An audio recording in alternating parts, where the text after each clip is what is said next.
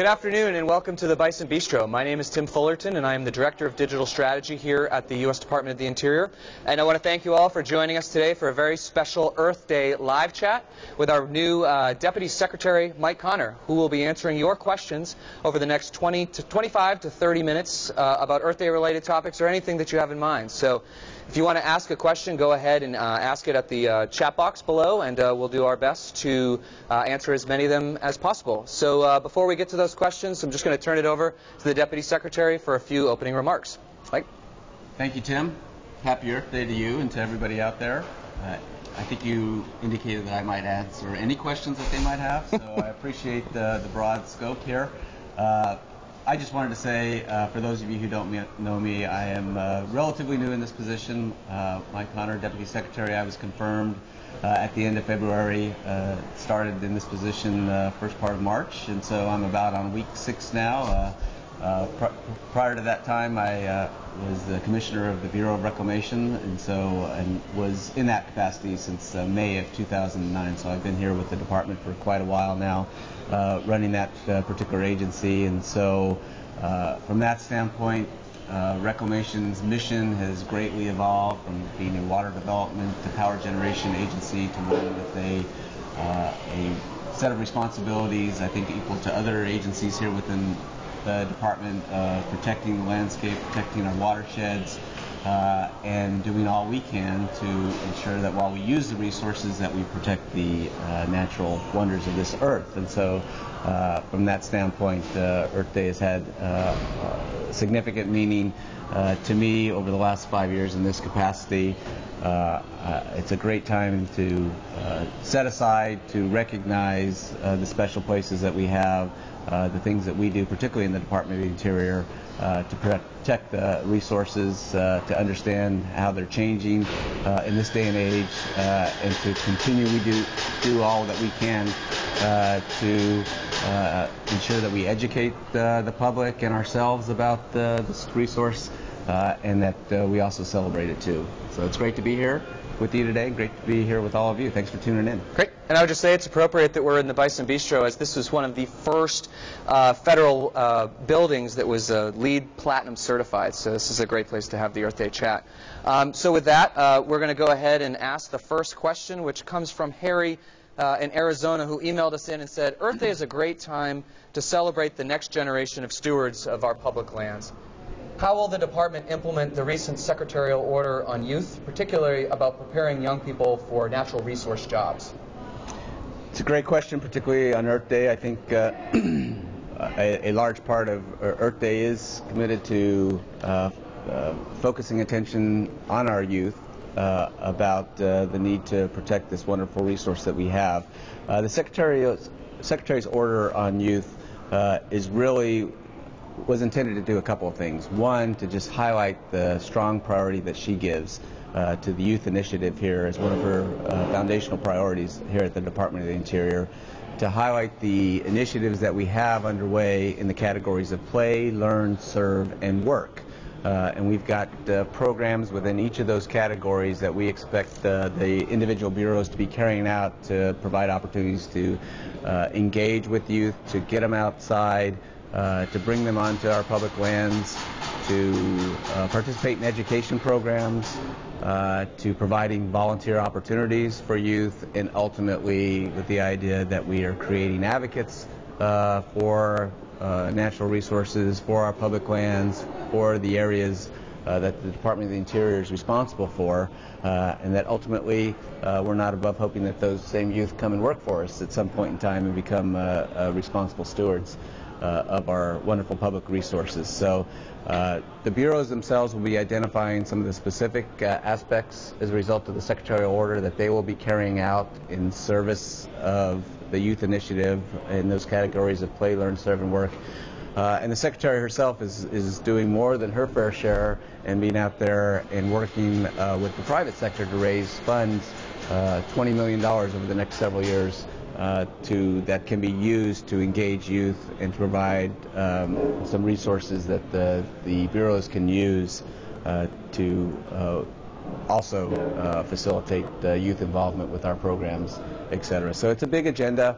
It's a high priority. It's very appropriate here to be highlighting that on Earth Day. Great. And I would just say, if you're interested in learning more about the Secretary's Youth Initiative and to also find out ways that you can get involved in helping to promote that initiative, you can go to doi.gov/youth. There's a lot of information there. There's an educational video, things like that, that you can learn more about the program. All right, so we're going to move on to a question related to alternative energy, and this comes from Wally in Kansas. Can you tell me what the department is doing to promote alternative energy throughout the United States? Well, the department over the last 5 years has been actively engaged in promoting alternative energy, and we certainly now are even more focused on that given the President's Climate Action Plan.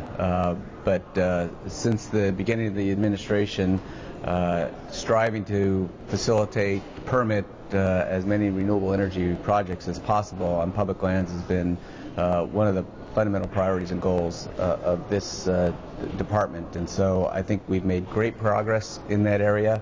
Right now I think we've, between Bureau of Land Management, Bureau of Ocean Energy Management, both onshore and offshore, we've permitted 51 projects. The President's Climate Action Plan charges the Interior Department with a goal of 20,000 megawatts of renewable energy permitted on public lands and waters by 2020. In those 51 projects that I mentioned that have been permitted so far, I think that's about 14,000 megawatts. So we're well on our way to meeting that goal. We've got, and that encompasses wind, solar, and geothermal. Those are the three primary areas. And just to give you a little bit of context for that 14,000 megawatts, the Bureau of Reclamation, the agency that I ran for 5 years, as most everybody knows, has a very large portfolio of hydropower projects, 58 power plants within Reclamation's portfolio, and we are the second largest producer of hydropower in the country. That total portfolio, those 58 power plants that Reclamation has, are 16,000 megawatts.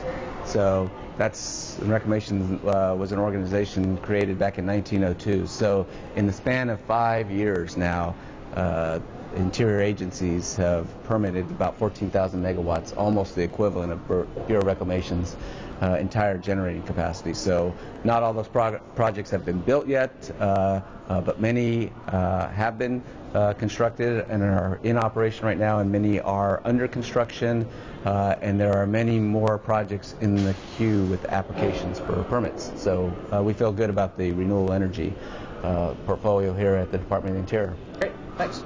All right, we're going to move to a question, water-related question from Maria in New Mexico, and the question is, what do you think is the most important lesson that we can learn from last Friday's Upper Klamath Basin agreement signing ceremony? And I think on top of that, maybe give the audience a little bit of a color on what exactly that agreement does. So, as most of you, if you haven't been able to tell, probably everything here I will ultimately relate back to water. But here's one that's a softball because it's a water-related question. But a little background is, overall, in the Klamath Basin, there's been a long-standing recognition that it's an overcommitted resource, the water supply there, amongst the different needs that exist, both the environment, the salmon fisheries that are dependent upon river flows, the Upper Klamath Lake, which has endangered suckerfish that we need to be cognizant of and to protect, which is a tribal trust resource for the Klamath tribes, agricultural water users, and national wildlife refuges. And so there's been a lot of conflict in this basin over time related to that overallocation of water resources, not enough to go around. In 2001, there was a serious conflict related to the Endangered Species Act and water supply within the Klamath Project. At one point in time, I think the communities in the Klamath Basin were probably the poster child for conflict between the Endangered Species Act and other resource users. Since that time, it's just been a dramatic change in that basin with the different constituencies, agricultural water users, environmental community, Indian tribes, and ranchers, and others coming together to recognize that it's best to focus on what they can agree on than what divides them. And there's just been an amazing transformation over that time of negotiating a set of agreements to resolve those issues, to look at the resource to provide as much reliability for water supply as possible, to shore up the water available for environmental needs, to meet the tribal trust obligations that exist. So last week, Secretary Jewell participated with a whole group of others on a third agreement that's been put together between water users in the Upper Klamath Basin and the Klamath tribes in particular. There's other interested parties. And that's really a key third area. So there's 3 agreements in place. One is a Klamath Hydropower Settlement Agreement, which contemplates a process to look at potential dam removal in the Klamath Basin. And there's been a lot of studies and environmental analysis done associated with that agreement. There's a Klamath Basin Restoration Agreement, a separate agreement amongst a number of different constituencies to work on restoration of critical habitat and critical needs in that basin, and to look at power use in the basin, try and facilitate renewable energy development.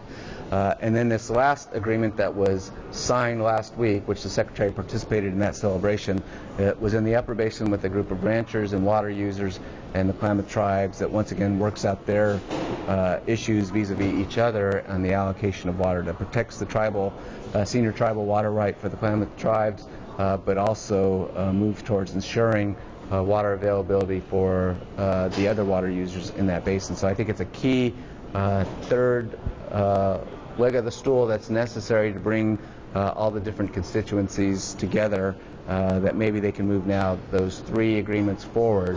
They do require legislation to implement, and so that we can move forward with some certainty that's needed, but I think you've got the key different parties together right now. It's just, once again, I can't express enough what an amazing story the Klamath Basin is. I was involved in this series of issues back in 2001 when I was previously at the Interior Department, and to come back and to have a little bit of a role in helping move these agreements forward, seeing how the parties have come together, and to support each other in what they're trying to accomplish there. And that's truly the thing. They are negotiating out of the needs of their own specific communities, but they're doing it with an eye towards what their neighbors need. It's an amazing thing to watch. I'm very committed to those folks to try and help them bring these set of issues to completion. I know Secretary Jewell is too, and so it's a great success story, but we're not all the way there yet. Great. Thanks, Mike.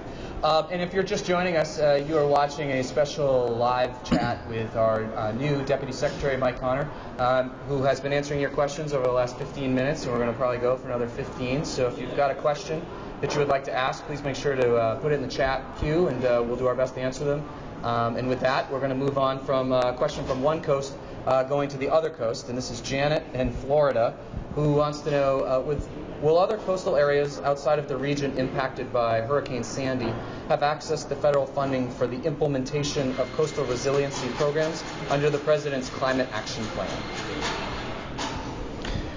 Well, as you note, the Climate Action Plan and building resilience is going to be a high priority under that plan, and coastal resilience is one of the highest priorities that we need to be looking at.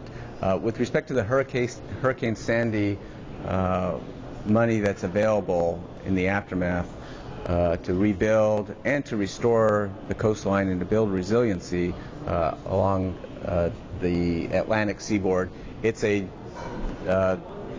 does have geographic limitations where that money is available to be expended. It's a large set of areas. I think it encompasses the coastal area from Virginia all the way up to Maine.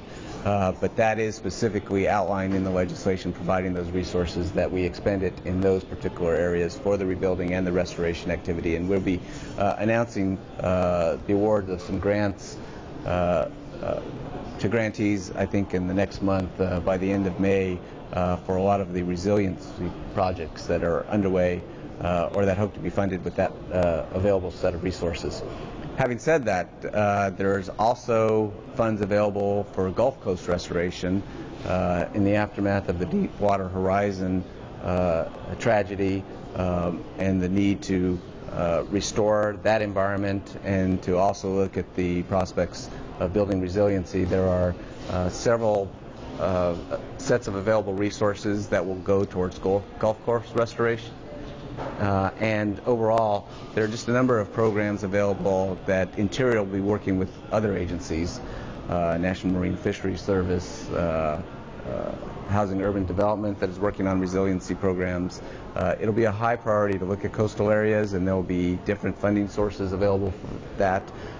So I think you can look forward to there being opportunities, but the Hurricane Sandy funding will not be part of that. That'll be focused on that Virginia to Maine Atlantic seaboard area. Great. Thanks. All right. And we're going to move to a question related to the Oregon Mountains in New Mexico. And this question is from Lucas. And the question is a straightforward one, and it's one that I'm asked by members of my community on a daily basis and sometimes multiple times a day. When will these amazing lands be designated as a national monument? Well, first, let me just highlight for everybody, that's my hometown, Las Cruces, New Mexico, in the Oregon Peaks area. It is a stunning landscape and one that I'm sad to say I'm still learning the full breadth and scope of the wonderful resources out there. I was back home about a month ago and went for a short visit with the BLM field manager in the area and went upon some lands that I'd never been on. Sad to say, after I grew up there and lived there for 24 years, that I'm still discovering new areas. So it is a wonderful resource. It is worthy of protection. There's no time frame right now for any monument designation.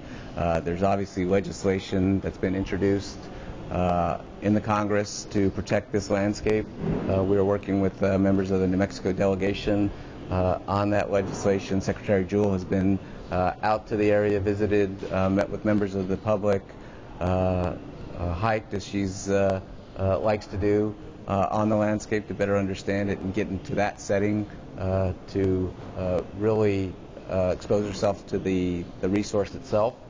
And so we're going to continue working with those members of the New Mexico delegation, and we're going to be continuing to look for opportunities to protecting those lands because they are a treasured resource. Great. Thanks, Mike. And now we're going to go to a question that has both been asked on the chat and was emailed in to us prior, and this is a question from Molly in Colorado. And her question is, with the increasingly dramatic droughts in the Colorado River Basin and the recent success of Minute 319, what more can DOI do to encourage better conservation throughout the West to make sure that this $26 billion resource remains a viable and healthy watershed into the future of our business community and economy? And I would just add that maybe a little explanation on what Minute 319 is as well. Sure. For those of you who don't know, the Colorado River Basin has been in the midst of a 14-year drought. This year, we're fortunate enough to say I think it's an average year, at least the last projections that I saw. But this 14-year cycle that we've been in the Colorado River Basin is the lowest levels of precipitation runoff on record. Those records last about 100 years when we've had instrumentation. But according to tree ring studies, it may be in the lowest 1 percentile of a 14-year period as far as the hydrology in the basin. So this is a serious drought. This year may just be a trend back upwards, or it may just be an aberration in an ongoing drought. We don't know the answer to that question right now. But there's been a number of actions that Bureau of Reclamation, other interior agencies, and the 7 basin states that encompass the Colorado River Basin have been taking over the last decade to try and prepare and best deal with this drought and adapt to this drought. And so there's been a series of agreements that have tried to incentivize conservation, that have tried to address the issue of water shortages should it get to that point in the basin, so that people can engage in planning activity to deal with those issues rather than have them happen and litigate about them. So that's really kind of the threshold need, is continued communication, collaboration, and planning efforts in place. to incentivize conservation so that people understand the changing nature of the resource. There's probably no single water basin in the country where climate change is more prevalent than in the Colorado River Basin, and the increasing temperatures that have been observed there over time. And so we will continue to take actions that I think demonstrate the need for conservation and efficiency programs to be in place as a result of our understanding of the resource. Minute 319 is the latest iteration of those series of agreements that I was talking about, and this is an agreement with Mexico that really is a win-win situation for both the United States and Mexico and the states that make up the Colorado River Basin, where Mexico has more flexibility now to store water in Lake Mead in our facilities, which helps us keep lake levels higher, which helps delay or defer a shortage declaration in the lower Colorado River. Mexico is incentivized to use that storage by creating conservation projects in Mexico that they are strongly in favor of. U.S. entities are helping to cost share some of those projects, and that is creating a water supply available for storage in Lake Mead that Mexico can rely on in times of shortage and extended droughts.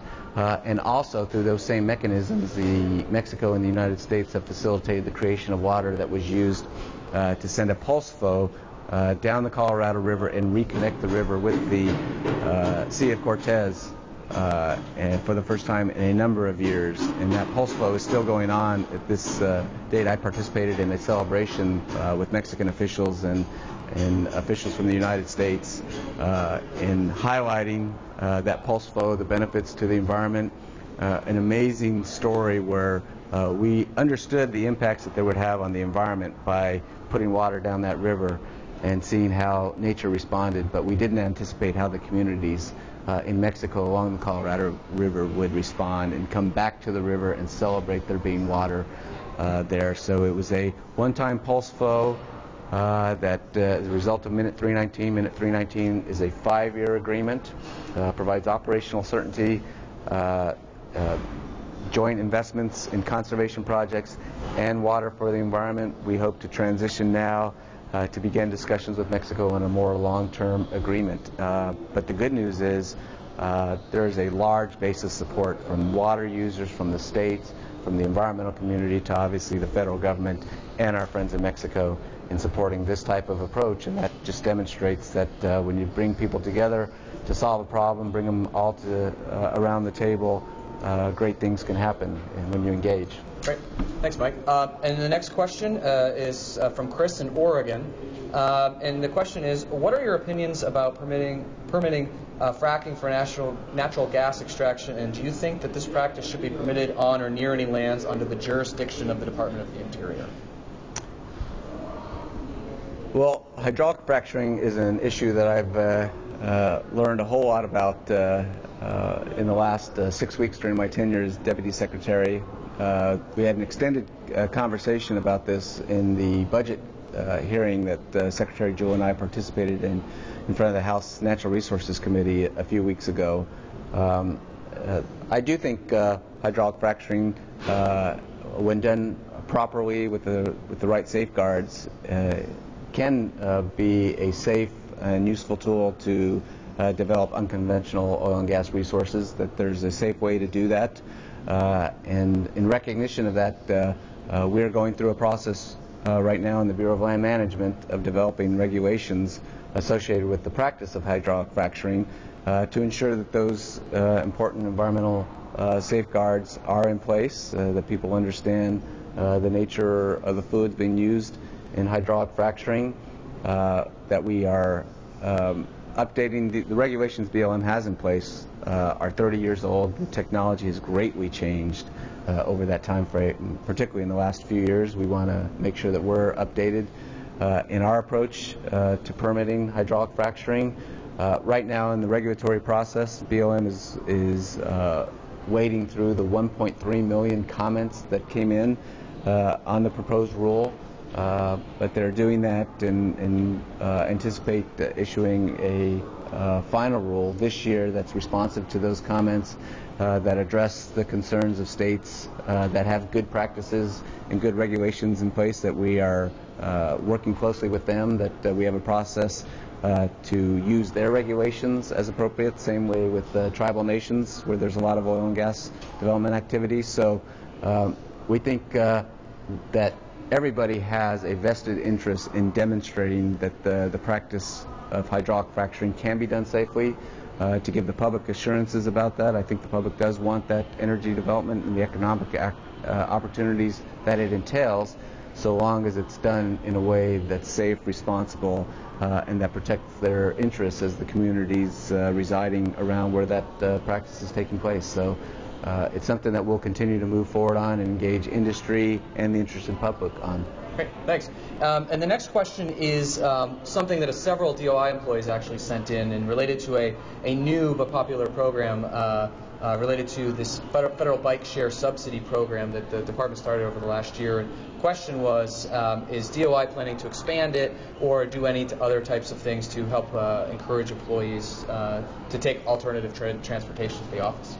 Well, I think it's a great program, and I see on a daily basis that it's significantly in use here, and so it's another appropriate tool that we have to demonstrate Interior's commitment to sustainability overall, and to be part of, I think, practicing what we need to do, not just on Earth Day, but every day. And so from that standpoint, I don't know the exact discussions about expanding the program, but if there are opportunities to do so, we certainly will take a look at that. I know we're applying resources in support of the bike program right now, and so we'll see what we can do with respect to new opportunities and what employees want to see as far as how we can help them contribute to the overall sustainability of our planet's resources. Great, thanks, Mike. And we are rapidly running out of time, and we're going to just have enough time for two final questions. Sure. This last one, again, came in from the chat and also came in previous. This is from Jennifer in D.C. and says, numerous polls show that Hispanics are extremely supportive of experiencing and protecting our public lands. What does the Department of the Interior intend to do in order to engage Hispanics in this effort? Well, I think we're happy to engage any interested groups in what their concerns are or what their passions are about protecting interests in public lands, and certainly the Hispanic community, particularly in the West, a large percentage of the population, is an important constituency. We at the Bureau of Reclamation started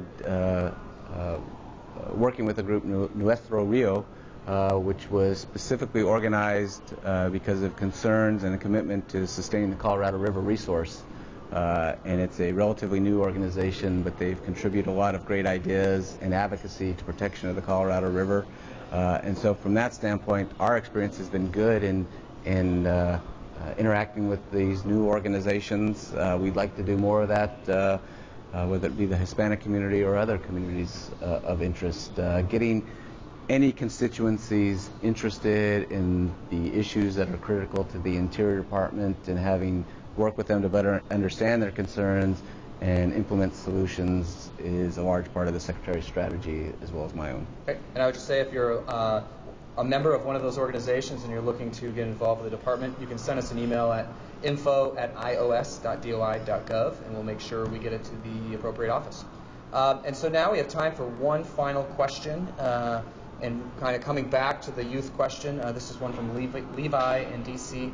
And the question is, for young people who are interested in conservation as a career, what are some ways that they can be involved beyond Earth Day in activities that will help build their experiences and skills?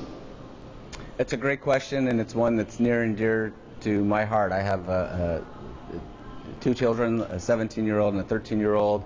Particularly with respect to my 17-year-old, we're looking for opportunities for summer employment and for engaging in internships, which is part of his high school curriculum.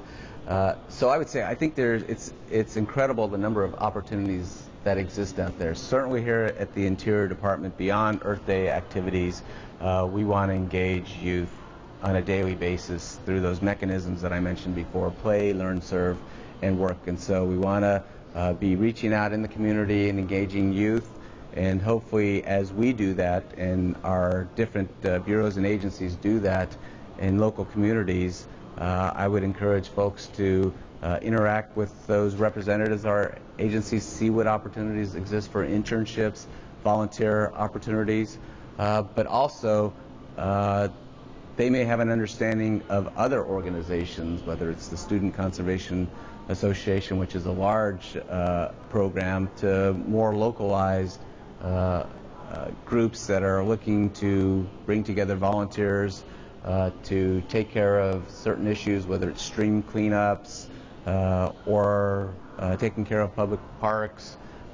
There's lots of different ways and lots of different organizations who I think are looking for young people to engage, to volunteer their time, but also looking to educate those same folks to help them network with people in the community of natural resources conservation, and hopefully with the idea that those young folks will get interested in these issues as part of their careers. So I think engagement with, in particular, local interior agencies is one way to be involved, but also engaging in that larger question of who else do we know of in different communities who would like to see young people involved in building that network so we can provide as many opportunities as possible. Great. Thanks, Mike. And we are just past 3 o'clock, so we're going to have to end it there. But on the youth question again, if you're interested in learning more about the initiative, go to doi.gov/youth. And with that, I would love to thank our Deputy Secretary, Mike Connor, for joining us this afternoon for our special Earth Day chat. We will be posting this video probably tomorrow on doi.gov and also on our YouTube channel, which is youtube.com/US Interior. So until next time, thank you very much for joining us this afternoon. Hope you have a happy Earth Day and hope you get a chance to go out and enjoy some of America's public lands for the rest of your day. Thank you.